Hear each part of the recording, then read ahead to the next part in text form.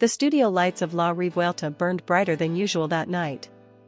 Every camera was aimed at Yaman, but behind his calm, sculpted expression, something seemed to tremble.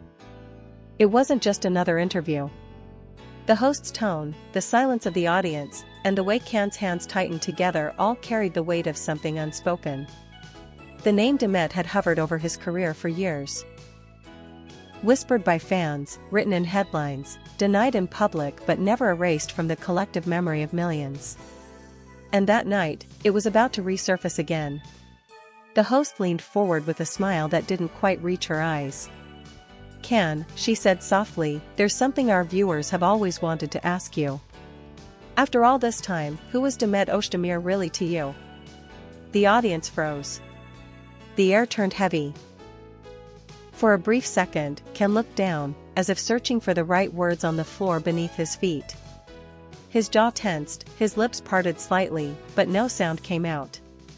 Only when the host repeated her question did he lift his eyes, and they were already glistening. "Demet," he began, his voice barely audible. "She was everything that wasn't supposed to happen, but did." The crowd gasped. The silence that followed felt almost sacred. Ken tried to continue, but the words seemed to choke him. The cameras caught every tiny twitch, every tear forming in the corners of his eyes. He took a deep breath, attempting to steady himself, but when the memories of their first meeting on set flooded back, the mask cracked. "You know," he said with a trembling smile, "when we started working together, I never thought it would feel so real. We were actors, supposed to fake love. But sometimes, you forget the cameras are there." His voice wavered again. The host tried to comfort him, but Ken shook his head gently. "No, it's okay," he whispered. "People deserve to know." At that moment, he wasn't the untouchable celebrity anymore. He was just a man who had loved and lost, and who was finally ready to admit it. The host, sensing the gravity of the moment, leaned back and let him speak freely.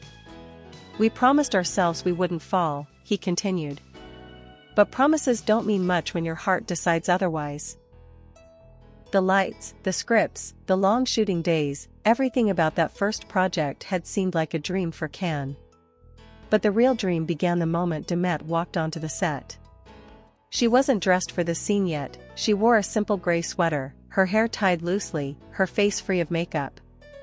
Yet somehow, that unfiltered simplicity hit him harder than any spotlight ever could. "Good morning," she said cheerfully, holding her script like it was a shield. "Ready to fake love for the next few months?" she joked. Ken had laughed then, a real, unguarded laugh that surprised even him. "Let's see if we can keep it fake," he replied. From that day, the line between acting and feeling blurred more with each take. Their chemistry didn't need direction. Every accidental touch, every improvised glance made it clear, something genuine was growing where only fiction was supposed to live. The crew noticed. Even the director, known for his strict professionalism, once said, "You two don't act love. You live it." But Can and Demet tried to deny it. They buried it under jokes, under carefully rehearsed interviews, under phrases like "just colleagues." Yet when the camera stopped rolling, silence would fall between them, a silence that said everything their words couldn't. During one late-night shoot, after hours of rain scenes, they found themselves alone under a single umbrella, waiting for the next setup. She looked at him, eyes tired but warm. "Sometimes," she whispered, "I wish the script didn't end." He didn't answer, he couldn't. Because at that moment, he knew exactly what she meant. Those words stayed with him, haunting him through every future role, every city, every attempt to move on. On La Revuelta, when he recalled that memory, his voice broke again. "It's strange," he said. "How a single sentence can follow you for years. I thought I left it all behind, but maybe it never left me." The host leaned closer. "Did you ever tell her?" Can's lips curved into a bittersweet smile. "No. I thought silence would protect us. But silence," he paused, "it destroyed us instead." The audience sat in stunned stillness. Even the crew seemed frozen. Ken exhaled slowly, as if letting go of years of restraint. We weren't just acting, he confessed quietly. We were living something that neither of us was ready to admit, not even to ourselves. Fame had always been a double-edged sword for Ken. One side brought glory, money, and global admiration, the other sliced deep into every part of his private life. When the whispers about him and Demet turned into headlines, everything they'd tried to protect began to crumble. We didn't even have time to breathe, he said on La Revuelta, eyes fixed on the floor. One day, we were two people who smiled at each other on set, the next, we were the world's favorite story. At first, they laughed it off. Paparazzi shots, fan theories, even fabricated quotes, all part of the game, they told themselves. But behind closed doors, it was different. We were always hiding, Ken continued. Hiding in separate cars, meeting in places we thought no one could find. Every look, every gesture became dangerous. He described one night in particular, a stolen evening by the sea, long after everyone else had gone home. It was cold, he recalled softly. She had this old coat that was too big for her. I wrapped it tighter around her, and she said, if they ever find out, they'll ruin us. I told her I didn't care. But I was wrong. I did care, because I knew she'd be the one to suffer most. His voice shook. She was always more fragile than she showed. The host asked quietly, did you love her? The studio fell silent. The audience barely breathed. Ken smiled sadly, his eyes wet. You don't stop loving someone like that, he whispered. You just learn to pretend you did. The applause that followed wasn't loud, it was hesitant, emotional. Everyone could sense that what he was saying wasn't rehearsed, it was real, raw, almost painful. We promised each other to stay silent, he went on. We thought silence would keep the magic alive. But it only built a wall between us. He paused, then added, and when the wall was too high to climb, we both just walked away. The host's voice trembled slightly. Do you think she still feels the same? Ken smiled again, this time with that broken calm that hides too much. You never stop feeling something that true, he said. It just changes shape. Sometimes it becomes nostalgia. Sometimes regret. For years after their separation, silence became both his armor and his prison. Ken avoided interviews that mentioned her name, skipped events where she might appear, and buried himself in projects that took him farther and farther from Istanbul. Yet, no matter how many borders he crossed, her shadow always followed.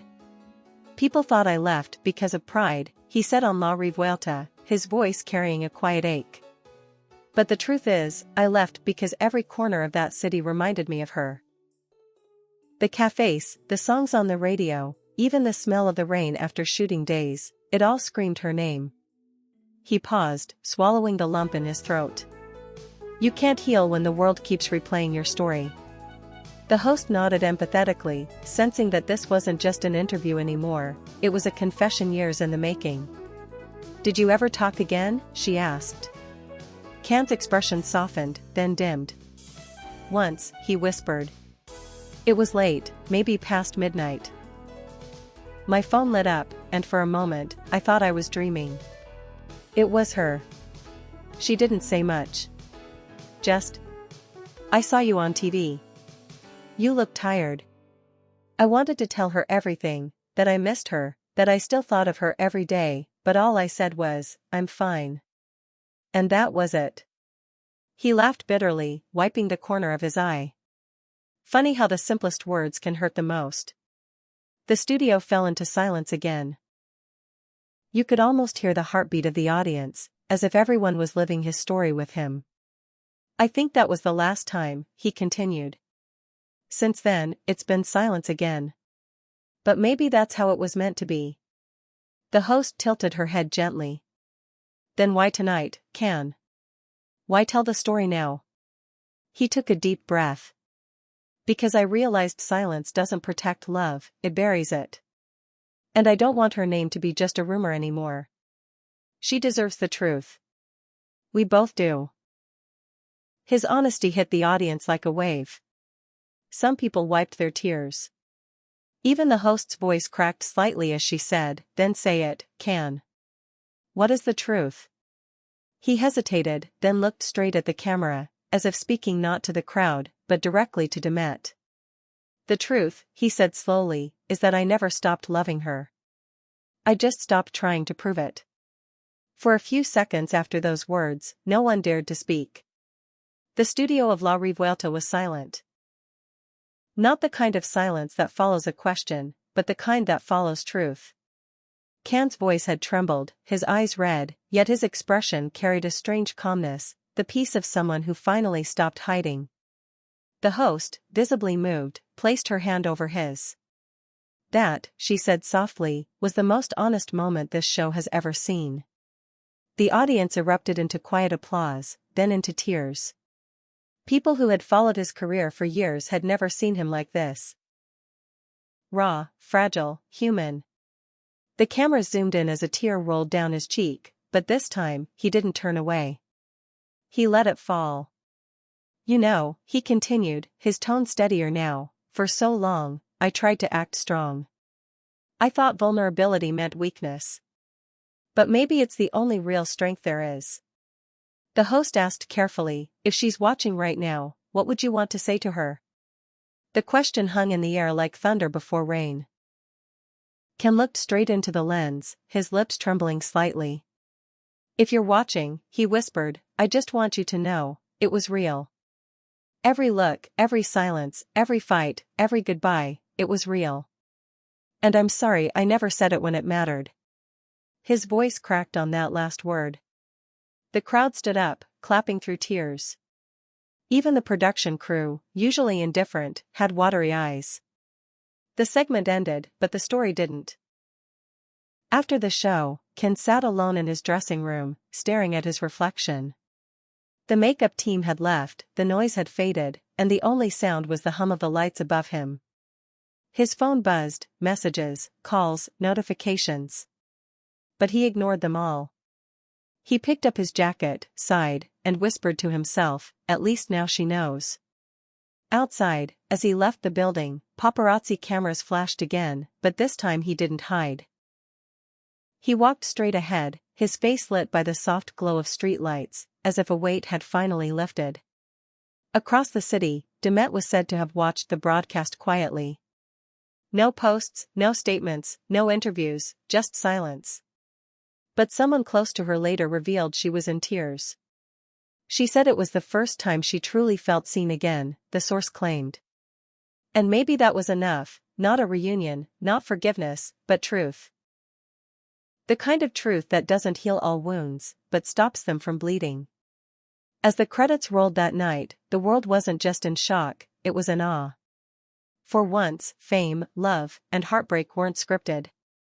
They were real, and everyone could feel it.